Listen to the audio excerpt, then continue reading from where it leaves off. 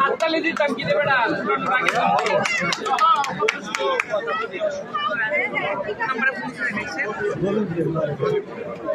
আমরা এখন গভীর প্রেম একটি কাব্যগ্রন্থ উপন্যাস লিখেছেন আলমগীর হোসেন, আলমগীর কবি। এই বইটি উন্মোচন করলাম।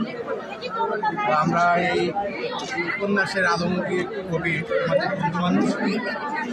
আসলে প্রেম তো গভীরই হয় এবং এই গভীরতাকে আরো গভীর করে দিয়েছেন আলমগীর কবির এই বইয়ের মাধ্যমে।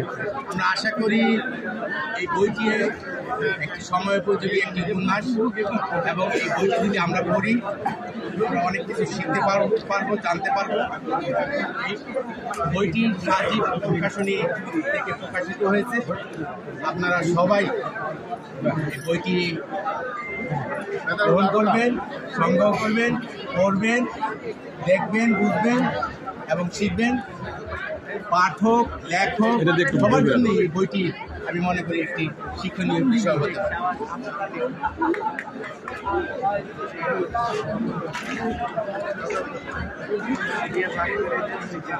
আমার এই বইটিতে শুধু যে একজন ছেলে আর একজন মেয়ের ভিতরে রিলেশন এটা না, আমি গল্পটা এইভাবে সাজিয়েছি যে একজন বাবা তার মেয়ের প্রতি প্রেম, একজন বন্ধু তার বন্ধুর প্রতি প্রেম, একজন বান্ধব কীভাবে স্যাক্রিফাইস করে বান্ধবীর প্রতি, সেইটাই আমি তুলে ধরেছি। বাস্তবসম্মত গল্প। আমার ছোট ভাই কেন্দ্রিক একটা ঘটনা আমার এই বইয়ের ভিতরে তোলা আছে।